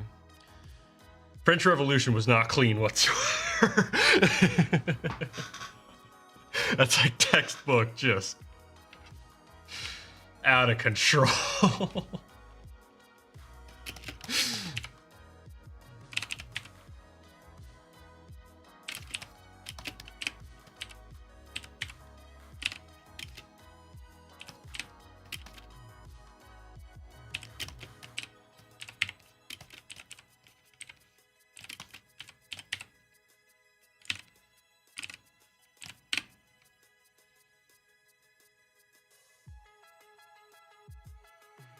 Well, to give you an idea, what was the final head count for the amount of aristocrats that they killed? It was like... Yeah, like they literally, to give you an idea there, Taxi, they literally started just chopping off so many people's heads that they started to chop off their own, like, leaders' heads. the revolution, that is. It was like a revolving door. It just got completely... it just got like dogmatic almost in its motivation, and really like damaged them because like I think, if I'm not mistaken, maybe this is just a rumor, maybe you can correct me if I'm wrong, but they got to the point where they were actually like glasses were seen as a sign of aristocracy. So literally just anyone with glasses.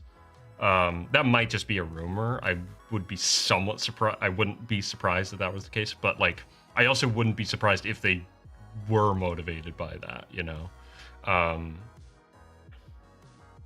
Yeah, Napoleon came out of it. The dude stepped up and did his whole thing.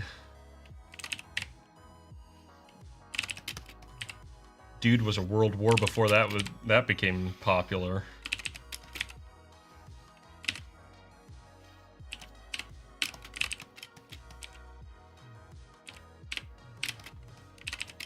I mean, literally, like, everyone was against Napoleon at one, but, like, because Poland was against him, Russia was against them, the English, pretty sure Germany as well. Like, just anyone. I don't know about Spain, though.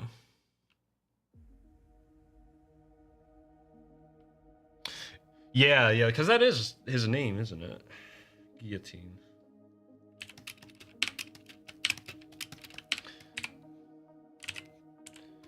Yeah, it invented the guillotine. That's how bad the French Revolution got. Yeah, it's crazy history.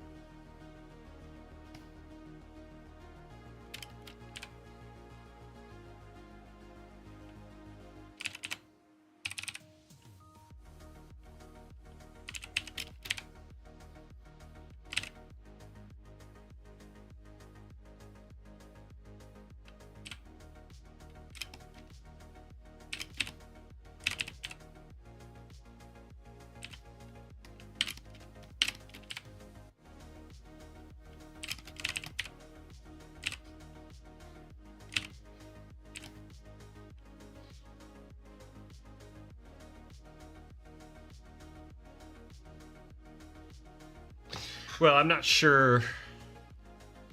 That could just be an after action. Like a reaction. Because certainly your body is still responding to signals and stuff like that.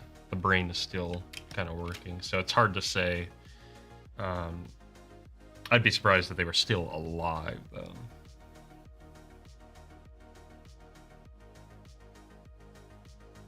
Oh, wow, that is cool. Yeah, because Lafayette was involved in our revolution, I believe, the American Revolution. I know that the French supported it, for sure, seeing it as a means to weaken the English.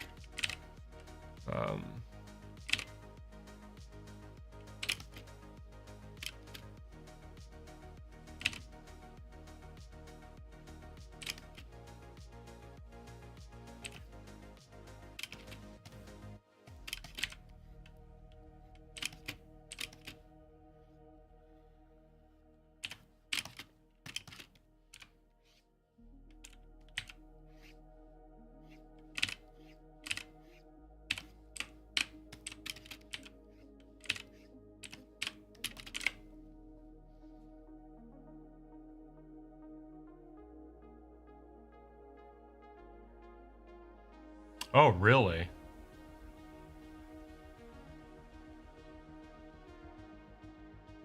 So he was, so he must have been conscious enough then to be able to blink on the second. Oh, wow. So then, wow.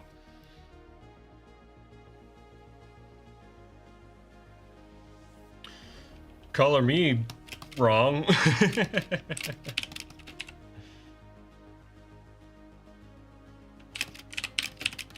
I'm very surprised by that, that's for sure.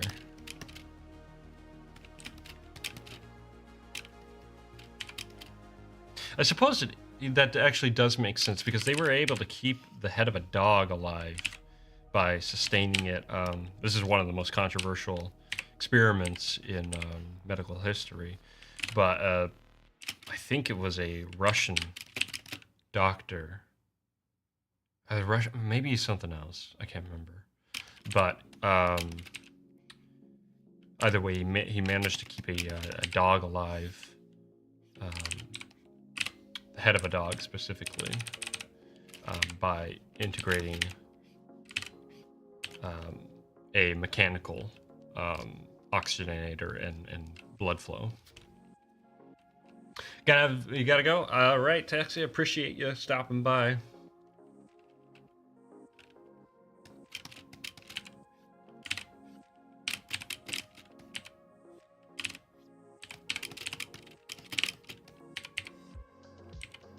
Got onto some interesting topics today, didn't we?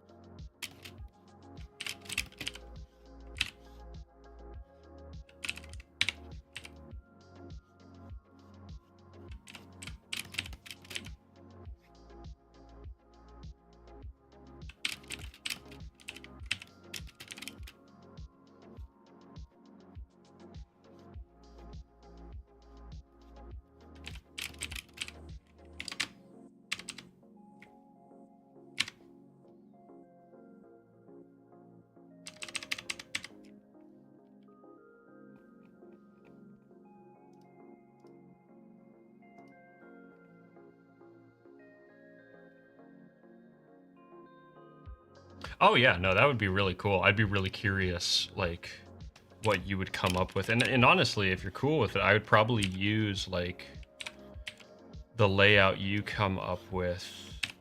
Again, it has to be kind of specific. That's kind of the hard part, like, narratively speaking, you gotta, like, get a specific way so that it, you know, narratively functions and tells the story that it needs to. But like I'd be down to like work with someone who actually like really knows this stuff and like figure out a good like believable layout for that final scene. So yeah, no, I'm down. So I guess I'll feel free to reach out on like the Gilded or something like that anytime. I might do the same. Yeah, take a look and see. It's the best representation of like how they play that I have. Both of them. This arm doesn't make sense. It would be up here.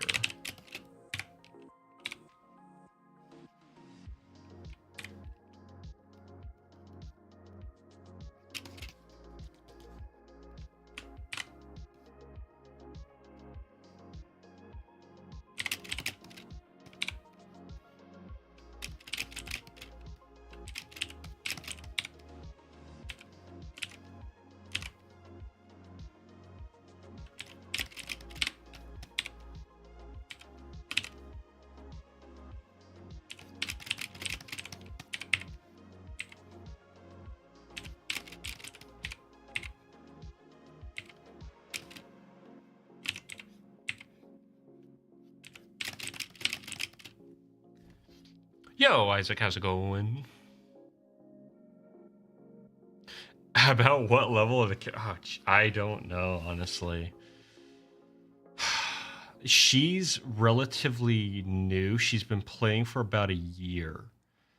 But keep in mind, she's been learning how to play blind. So she's had to learn a different, like, skill. Playing some Zelda? Heck yeah. Tears of the Kingdom, I'm guessing. Heard some really good things about that. But yeah, so Blind's been playing for about a year or so. So she's been learning in that time. This guy, on the other hand, lot longer than that. Yeah, it's a whole other skill. And if I had been thinking, actually, I would have actually designed the chessboards to be blind style chessboards or for that style of chess, because they're actually built a really cool way, in a very specific way. But I didn't even think about that. Installed curtains, heck yeah. I need to install some curtains. I have a piece of cardboard right up there blocking out the sun. I need to figure out like a non-permanent way to set a curtain rod up at some point. So a trainer and a beginner. So her trainer was this guy. He was the one who taught her. He's also blind, so he was able to kind of instruct her like how to keep things in mind, stuff like that. This guy, like, he plays sporadically, but he's been doing it, and like all he has to think about is chess for like at least 400 to 500 years, I think. Well, maybe a little less than that. Maybe only 100 years, come to think of it. Let's say like 100 to 400 years, something along those lines. So he's been doing it for a while.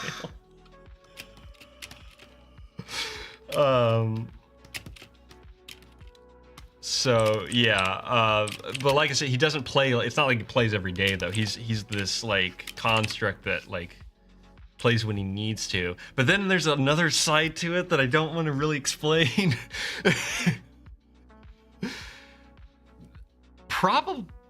Probably, but he would play like a computer being guided by someone, if that makes sense. Being like almost,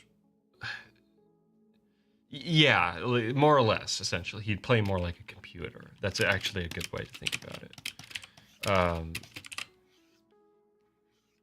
So yeah, that's kind of the take on it.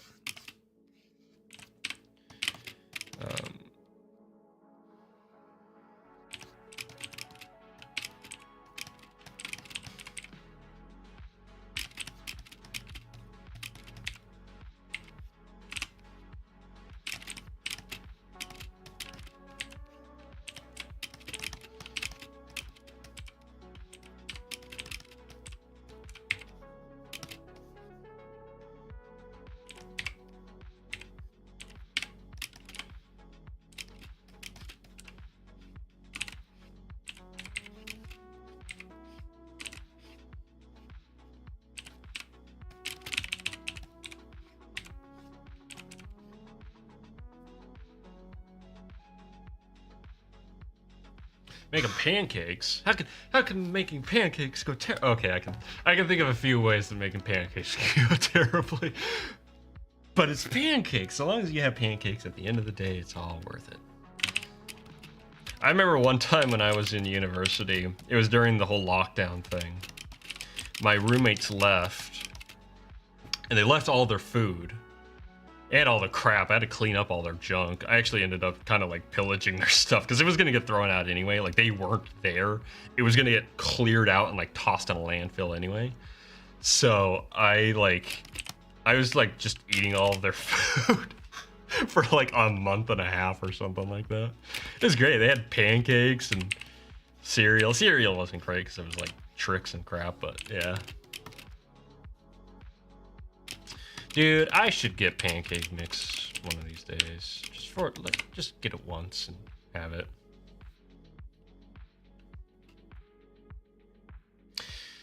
Isaac, another Nunez. Good to see you as well, Vincent. Come on, YouTube.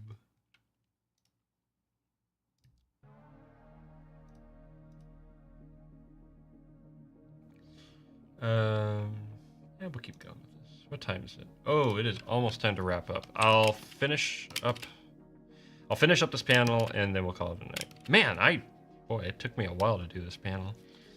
I wasn't really expecting that. Guess I got really distracted. Thanks, guys. Nah, y'all good. Wouldn't have it anyhow, right? Ooh, really good pancake mix from a mill. Ooh, that sounds really good.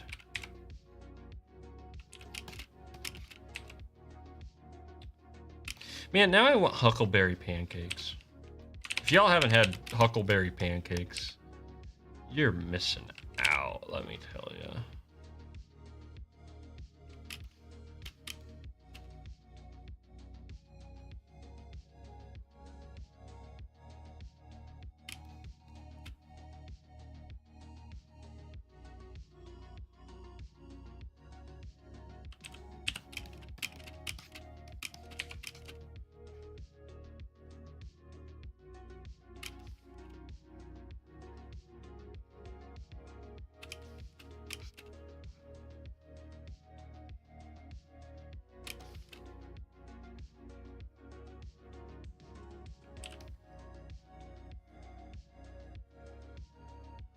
Made with jalapenos.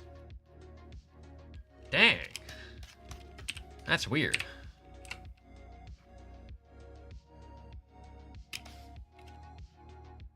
Man, now I want pancakes. Shoot. I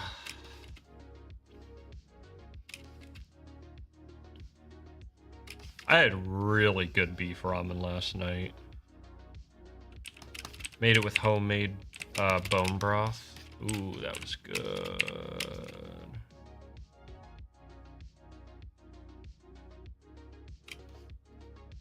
No pancakes, only steamed hams.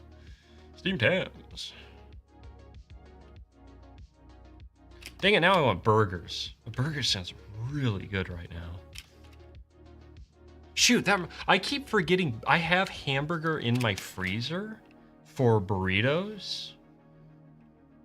But I keep forgetting to get beans when I go up and visit my folks. They have beans. Dang it.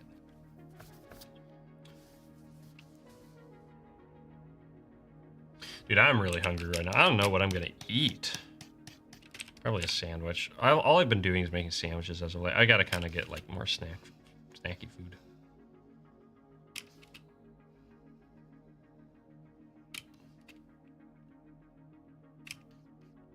Bro, you have no idea, man. I'll eat anything.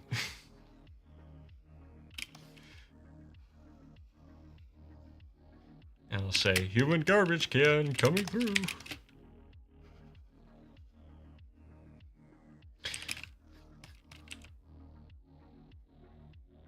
I still say that the best food I ever had was in San Diego, 2019, when I went to TwitchCon. That was some good eating, man. Everywhere we went, me and my the group I was with. Oh boy, we had some good stuff.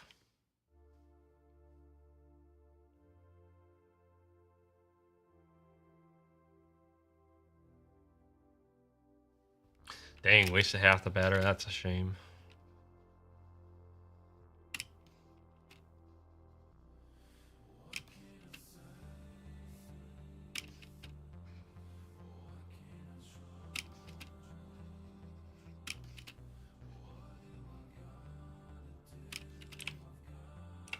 We actually did go to a barbecue place. It was the first place we went to. And it was really cool because, like, I had a friend from New Zealand, another streamer friend of mine. And so this is like his first time in America. So like we were joking, we were like, okay, we got to give you the real American experience. We got to get you your first American cheeseburger. So we went to this barbecue place, and the both of us, I think we got different burgers, but we got burgers. And we like start eating. I'm sitting right next to him. And pretty soon, like we're talking and stuff like that. But we kind of pause and we're like, I think this might be the best burger we've ever eaten. Like both of us are like at the same time, we're like, this is really good. Like I was kind of like shocked. I was like, wow, okay, this is like actually amazing. And so I was really happy because like that was his first burger. And so it was like, heck yeah, he got like the best he could have gotten pretty much. Without doing something crazy or some real specific stuff.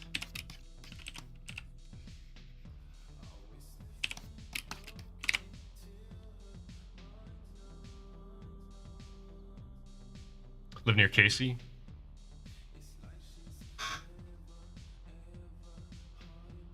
Casey, would that be that wouldn't be Kentucky, would it? Is Kentucky Casey or it would be KT, wouldn't it? What's KC?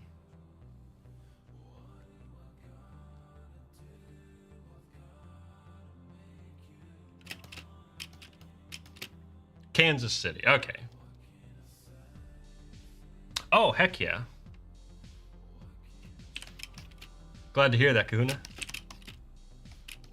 I've actually got my own. I just got. Oh, well, I'll show it. Why not?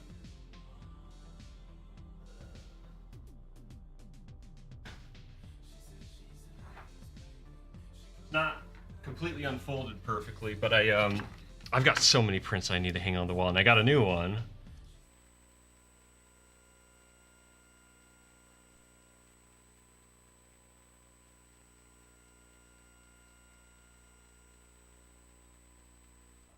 I just realized I don't have a mic on that channel, but you kind of saw it.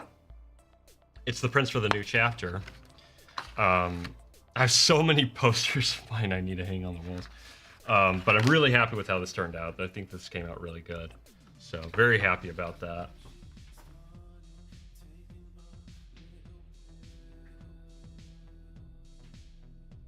But yeah.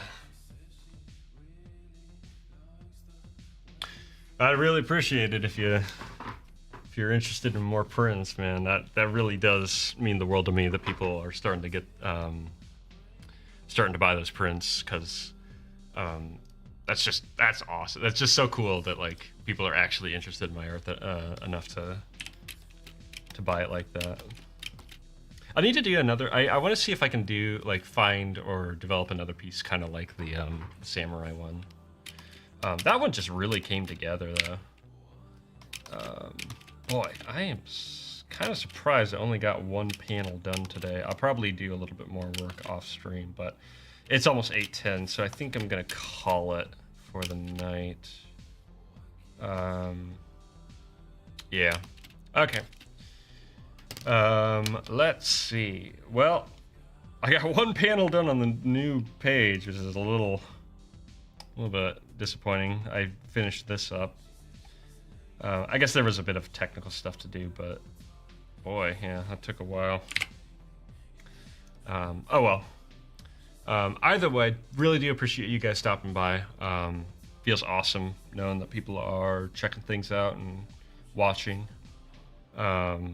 Let's see. I might not be back on Thursday this time. I'm going to be doing some stuff on Thursday. I might not have. I'm pretty, in fact, like, count on me not being there on Thursday. I'm pretty sure I'm going to have to take that day off. But I will be back on the following Tuesday. We're going to continue this. Chances are I'm hopefully going to be either working on the new page, or I might even be onto this page, which I'm very excited for this page. But yeah, thank you guys so much for stopping by. This was a really fun stream. We got a lot of just really good good conversation in, and not a ton of work done today, but I'm okay with that. I've been making good progress, and it's still May. I want to have these penciled sometime in June, so I am still well on my way in that regard. And some of these pages are going to be pretty quick. Some of them are going to be, they're going to take a bit, but some of them are going to be pretty quick. So I'm looking forward to it. Either way, once again, thanks guys for stopping by. I will see you on Tuesday of next week. And yeah, take care. And yeah, see ya.